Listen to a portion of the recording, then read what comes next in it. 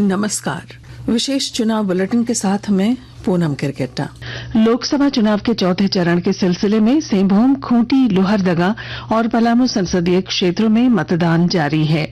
दोपहर 3 बजे तक इन चारों संसदीय क्षेत्रों में 56.42% मतदान हुआ था।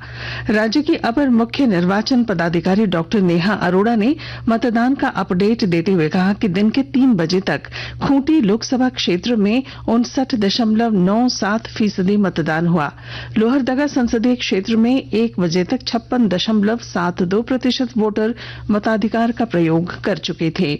पलामू लोकसभा क्षेत्र में 53.35% मतदान हुआ। वहीं सिंहभूम संसदीय क्षेत्र में दिन के 1 बजे तक 57.62% वोटर मताधिकार का उपयोग कर चुके थे। खूंटी लोकसभा चुनाव को लेकर रांची जिले के तमाड़ में भी मतदान जारी है। दोपहर 3 बजे तक इस क्षेत्र में 59.45% मतदान हुआ। इधर लोहरदगा संसदीय क्षेत्र अंतर्गत मांडर में 3 बजे तक 55.95% लोग मतदान कर चुके थे। सरायकेला खरसावां जिले में भी संसदीय चुनाव को लेकर वोटिंग की प्रक्रिया जारी है। यहां खूंटी और सिंहभूम लोकसभा चुनावों के सिलसिले में मतदान हो रहा है। सिंहभूम लोकसभा निर्वाचन क्षेत्र अंतर्गत सरायकेला विधानसभा क्षेत्र में 3 बजे तक 59.66% मतदान हुआ था। वहीं खूंटी लोकसभा क्षेत्र अंतर्गत खरसावां विधानसभा क्षेत्र के 64.57% वोटरों ने 3 बजे तक मतदान किया था। प्रधानमंत्री नरेंद्र मोदी ने बिहार प्रवास के क्रम में आज हाजीपुर, मुजफ्फरपुर और सारण में चुनावी जनसभा को संबोधित किया और इंडी गठबंधन पर निशाना साधा तथा एनडीए उम्मीदवारों के पक्ष में वोट मांगे। प्रधानमंत्री ने इससे पहले पटना साहिब गुरुद्वारा में सेवा की और लंगर परोसा। इस बीच इंडी गठबंधन ने भी बाकी बचे चरणों को लेकर प्रचार तेज कर दिया है। इस बीच प्रधानमंत्री नरेंद्र मोदी कल राज्य के गिरिडीह जिले के बिरनी में एनडीए प्रत्याशी चंद्र प्रकाश चौधरी और कोडरमा के उम्मीदवार अन्नपूर्णा देवी के समर्थन में चुनावी जनसभा को संबोधित करेंगे। कांग्रेस के राष्ट्रीय अध्यक्ष मल्लिकार्जुन खड़गे ने आज हजारीबाग लोकसभा क्षेत्र के पार्टी प्रत्याशी जयप्रकाश भाई पटेल के समर्थन में चुनाव प्रचार किया। इस दौरान अपने संबोधन में उन्होंने भाजपा पर जनता से वादा खिलाफी का आरोप लगाया। उन्होंने कहा कि इंडी गठबंधन के सत्ता में आने पर हालात बदलेंगे। श्री खड़गे ने कहा कि संविधान और लोकतंत्र को बचाने के लिए विपक्ष एकजुट हुआ है। उन्होंने दावा किया कि शुरुआती चरणों के लोकसभा चुनाव में गठबंधन के प्रत्याशियों को जनता का अपार समर्थन मिला। हजारीबाग बरही ब्लॉक मैदान में आयोजित इस जनसभा को इंडी गठबंधन के नेताओं ने भी संबोधित किया। लोकसभा चुनाव को लेकर संथाल के समर के लिए 3 सीटों दुमका, राजमहल और गोड्डा पर साप्ताहिक अवकाश के बाद आज से फिर नामांकन की प्रक्रिया शुरू हुई। कांग्रेस के प्रत्याशी प्रदीप यादव ने भी आज नामजदगी का पर्चा दाखिल किया। इस दौरान इंडी गठबंधन के नेता भी उनके साथ मौजूद थे।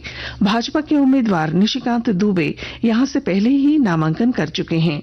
भारत निर्वाचन आयोग द्वारा निर्धारित कार्यक्रमों के अनुसार प्रत्याशी कल तक इन तीनों क्षेत्रों में नामजदगी का पर्चा दाखिल कर सकते हैं। आगामी 15 मई को नामांकन पत्रों की जांच की जाएगी।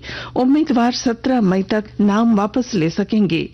7वें और आखिरी चरण के लोकसभा चुनाव के सिलसिले में दुमका, राजमहल और गोड्डा संसदीय क्षेत्र में 1 जून को मतदान होगा, जबकि 4 जून को देश के अन्य संसदीय क्षेत्र के साथ ही इन तीनों लोकसभा सीटों की भी मतगणना होगी।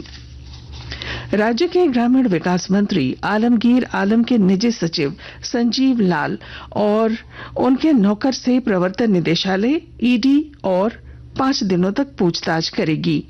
रिमांड अवधि पूरी होने के बाद ईडी ने इन दोनों को विशेष अदालत के समक्ष आज पेश किया।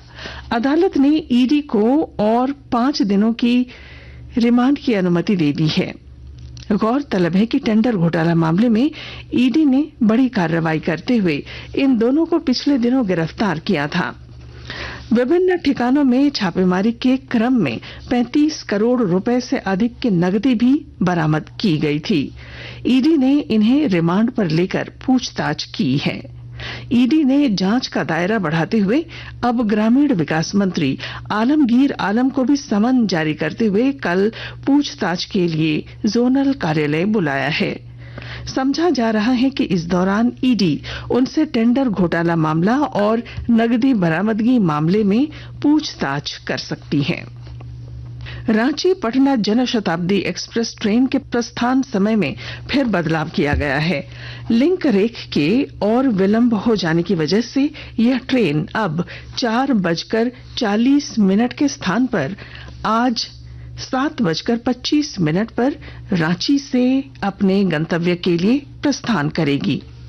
जमशेदपुर में स्वर्ण रेखा घाट के कर्मचारियों ने वेतन वृद्धि की मांग को लेकर आज कुछ देर हड़ताल की, जिस कारण अंतिम संस्कार का काम कई घंटे तक बंद रहा। और केंद्रीय माध्यमिक शिक्षा बोर्ड सीबीएसई ने आज 12वीं बोर्ड के नतीजे जारी कर दिए हैं। और इसके साथ ही विशेष चुनाव बुलेटिन समाप्त हुआ।